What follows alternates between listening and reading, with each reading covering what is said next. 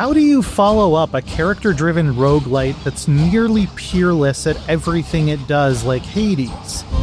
Selene, show my foe to me. You need to know where to go bigger without adding too much bloat. You need to know where you can tighten down some screws without smoothing away too much texture.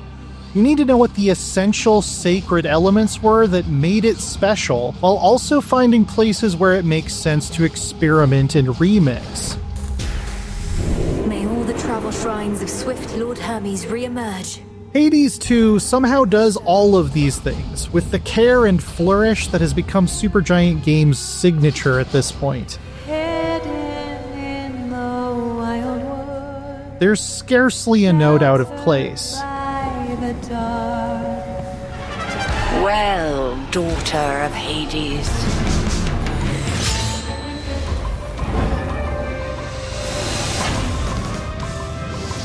If you haven't played the original Hades recently or at all, Hades 2 starts fairly abruptly. Death to Kronos. You're introduced to Melinoe, daughter of Hades and Persephone, and sister to the first game's hero Zagreus, and set on your way with little other context than an urgent charge to kill your grandfather, Kronos, the Titan of Time. Little one, do not presume to think your movements are invisible to me. It's been a couple years since I played Hades, and I didn't play Hades 2 in early access at all because I was saving myself for the main event. So it did feel a bit like being adrift for the first couple hours or so. Do not be disappointed. You fought well. This feeling fades fast, though, as I grew to love an excellent and varied cast of mostly new characters inhabiting the night-shrouded crossroads between the realms of the living and the dead. Hold up. Don't even try and sneak by. Supergiant's character designs remain at the absolute peak of the mountain, with their distinctive silhouettes, strident but never garish use of color, clever interpretations of classic myths, and tiny, delightful details placed just for the super nerds who can quote the Odyssey from memory.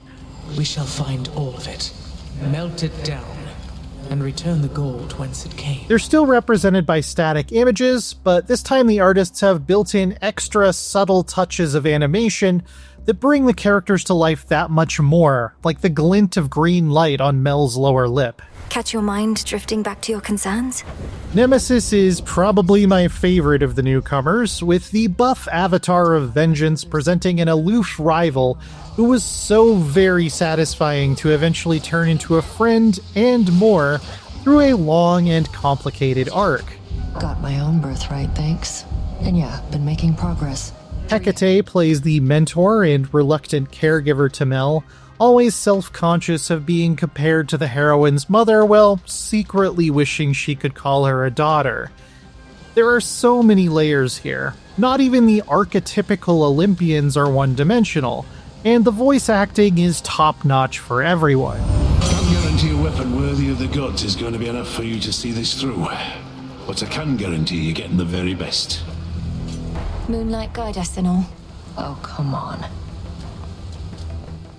Layers is really the key word when it comes to Hades 2, and I don't just mean the ones you fight through to get to the next boss. Similar to the first game, things start simple, but more mechanics and characters and methods of progression get added at a generous but not overwhelming pace with each run, failed or completed. Even sitting north of 50 hours and 50 runs, I don't think I've unlocked close to everything there is to unlock, and I've never had a night pass so far that there wasn't something new to look at.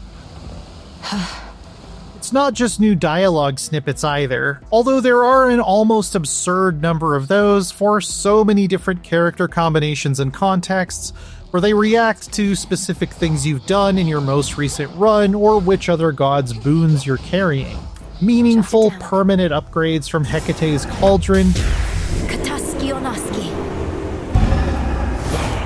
tricky challenge runs from Chaos itself, a clever revision of the original's heat system, a simple farming minigame, Grow strong. adorable animal familiars who can help you in and outside of combat, You're a good gal. All added to the epic at a pace that always makes them an exciting treat without feeling like one too many things to keep track of. Maybe the biggest single leap forward for the sequel is the fact that Mel has 2 paths in front of her each night, after you unlock the second one fairly early on. Commencing.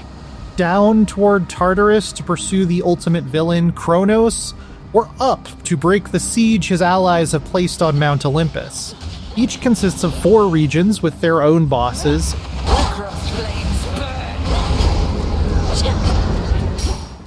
and the way the areas flow together is rarely as simple as going from one meadow to the next. Fix the barrier, did they? In the surface city of Ephyra, for instance, there's a town square with 10 streets leading off into 10 different battles, and you can pick which 6 of them to visit and which rewards to earn in which order to bring down the barrier blocking your progress. Blast this thing. I really liked how stuff like this changes up the usual pick door number 1 or door number 2 routine, and there are similar but different approaches in other areas as well. Kronos can wait, for he is time itself. But the real genius here is that alternating between the 2 paths creates double the variety possible in subsequent runs. Doing a Tartarus dive and then an Olympus climb, you won't be seeing any of the same areas or bosses back to back. It's not like the first Hades ever got really stale, but this one definitely won't when this choice is always on the table. And you aren't forced to go through every Tartarus level to see the first Olympus one, which means it'll take longer to get tired of them. It's a very smart approach because if there's a particular boss on one route who's really driving you up the wall, Lunatic. Eris, I'll never change. you can switch to the other one for a bit and farm some upgrade materials before trying to break down that wall with your head once again. You will have to vanquish both routes multiple times eventually to see the end of the story, of course. How could you do this to me, babe? Zipping around and zapping monsters as Mel is just as snappy and delightful as it was as Zagreus, but also feels distinct. I almost think of it like playing the same RPG with a different character class. If Zagreus was a warrior, Mel is kind of a mage, or more appropriately, a witch, with a stronger emphasis on clever battlefield control and an in-depth mana system to manage.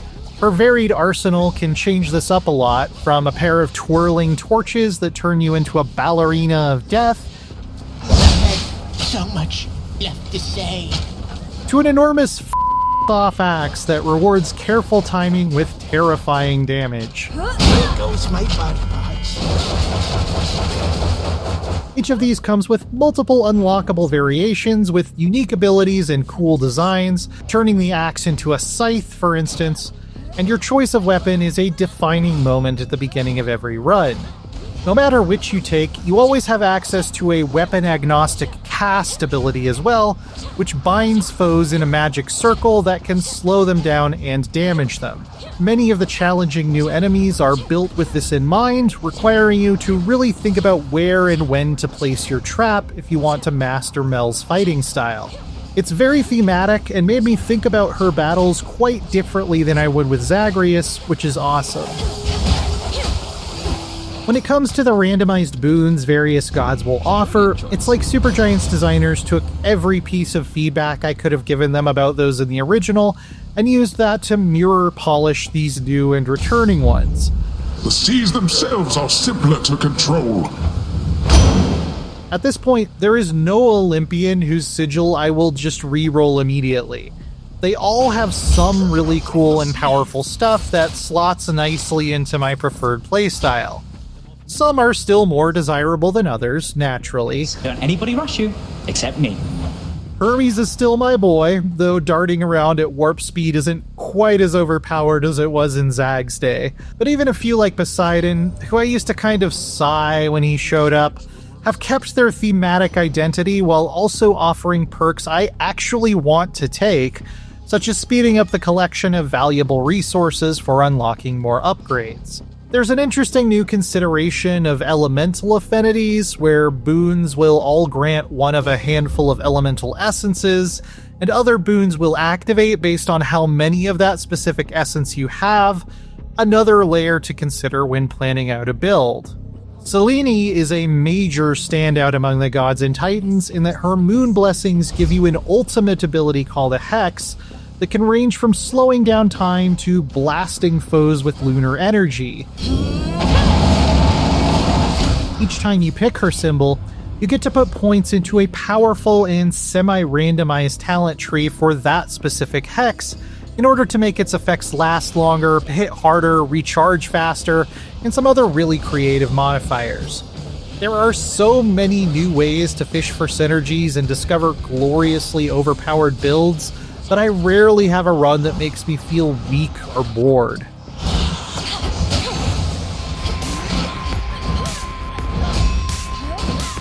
For my obols, Darren Korb is probably the best video game composer working right now, and Hades 2 is, as the kids would say, a common Korb W.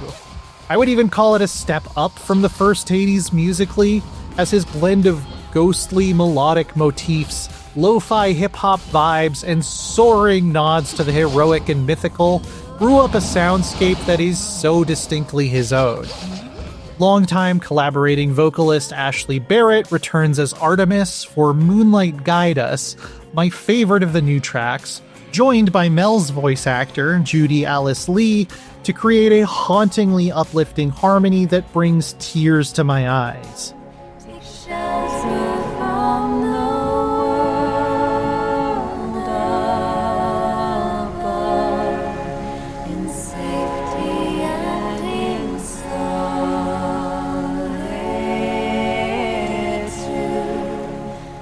Kind of sums up how I feel about Hades 2 overall.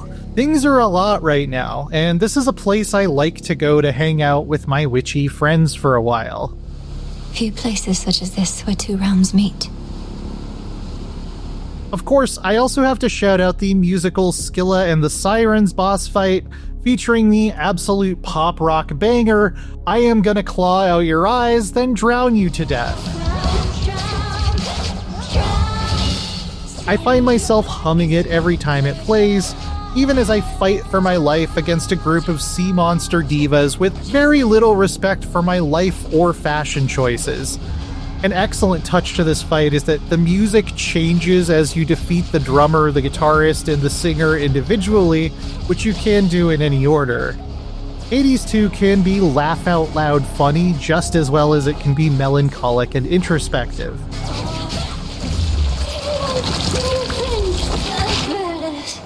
I played about 10 of the 50 hours I've logged so far on the Switch 2, and I should note that the Switch 2 upgrade pack was not available until launch day, so the version I was playing was almost identical to the Switch 1 version. And while it's just as good playing docked on a big TV as it is on my PC, I did find that there were some minor readability issues in portable mode, particularly in certain boss fights where it's important to tell which way a smaller enemy is facing. It can be tough to pick out with Hades 2's zoomed out perspective on that tiny screen, and I have better than 20/20 vision. It's not a deal breaker, but I would often pause and switch to docked mode for tougher battles. How do you even sum up something as beautiful, special, memorable, and admirable as Hades 2? There's no one out there doing what Supergiant does as well as it does, and this exceptional action roguelite is some of this team's best work on nearly every level, which is an astonishingly high bar to clear. It's the type of video game that reminds me why I love video games so damn much. The art is breathtaking, the characters are captivating, the combat is fast, fun, endlessly varied, and tactical, the progression is deep and rewarding, and the music is spectacular. May Moonlight guide us, all of us.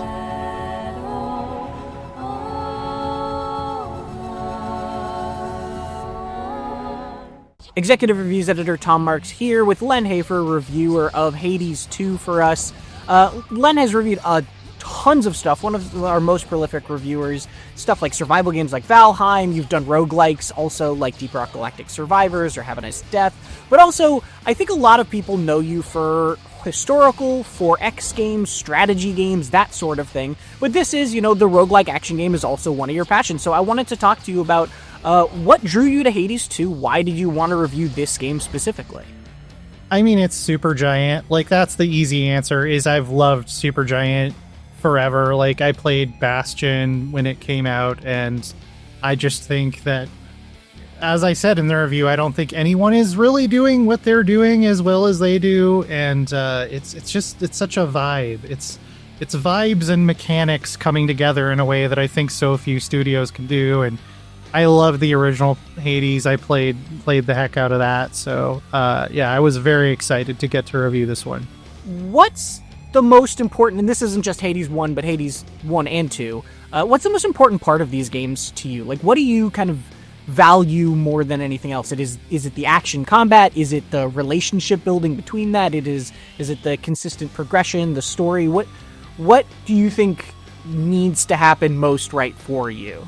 For Hades specifically as a series, Hades and Hades 2, I think it's really just how generous they are with continuing to give you new stuff, like new mechanics and new dialogue and new unlockable areas. So it's like you are going through the same areas and fighting the same bosses over and over again, but it feels like living in a world that's always progressing, and there's always something new to see, and there's always something new to spend your currencies on, or maybe a new type of currency you hadn't even seen before, to the point that it has more of the character of almost like a linear single-player, story-driven, like a mega RPG like Baldur's Gate, because you just never run out of new stuff, it seems like. I don't think I even saw...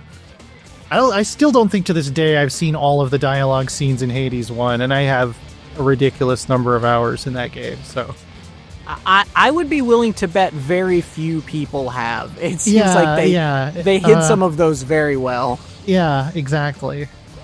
Speaking of Baldur's Gate, I wanted to talk to you a little bit about this game got a 10, right? This is a big thing. We have standards at IGN across the board of, like, we try to keep people within lines of what defines a 10 for us. But also, it comes down to the reviewer sometimes a little bit of people have different bars that they set for themselves. You've given a few 10s. Some of the highlights of that: Persona 5 Royal, Baldur's Gate 3, Crusader Kings 3, and I think the last one you gave a 10 was Pentiment.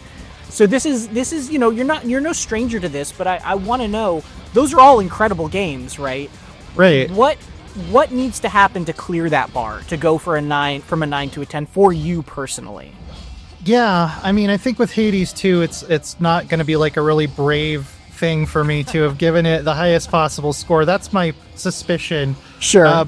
But yeah, it has to resonate with me, I think, emotionally like, that's something that is very specific to me. Like, what is a Len Hafer 10 versus maybe somebody else's 10? Like, I have somewhat controversially in the past said stuff like, I don't think Tetris is a 10 because it doesn't have context to it. It's just kind of more of a very beautiful toy. So I think the way Supergiant sort of develops its characters and weaves those characters into the mechanics, and the music is a huge part of it for them too, for why I love what they do. That's a big part of it for me. It's not that I can't find any flaws in it, obviously, which I think is something that people mistakenly point to a lot when we give stuff a 10. Yeah, notably, I've said this before, but a 10 out of 10 on IGN is masterpiece. It is not perfect. We subscribe to the idea that there is no such thing as a truly perfect game, and it would be silly to only hold that number for the games that do that. Yeah. And it is, like Hades 2, it's a masterpiece. I would recommend it to pretty much anyone. Any gripes I have about it are tiny compared to the things it does well. I will remember it for a long time. I'll replay it probably dozens and dozens of times. So it's not one where I was like, is it a 9 or a 10? It was more like, well, if this went to 11, it would probably be an 11, but the scale only goes to 10. So yeah. Do you think, on the note of replaying it, do you think you'll ever go back to Hades 1, or is this just sort of replace it for you? I think I will. I think that, as many cool little improvements as they've made, as much as I think, like I said in the review, that the balance of the boons overall is a lot better across the board in Hades 2. There was still stuff that I hadn't finished in Hades 1 that I kind of feel like, oh, maybe I should go back and do that. A lot of the post-game, bringing the family back together stuff that I never quite got to. So. Well, Len, thank you so much for chatting with us a little bit more about your review, your tastes, all that stuff. If you want some more recent action games, Silent Hill F, we just posted our review of that. And then if you want a different, weirder take on a roguelike, Donkey Kong Bonanza's Emerald Rush DLC is actually sort of a hidden roguelike in that game. So there you go. You can check that out. And for everything else gaming, stick with IGN.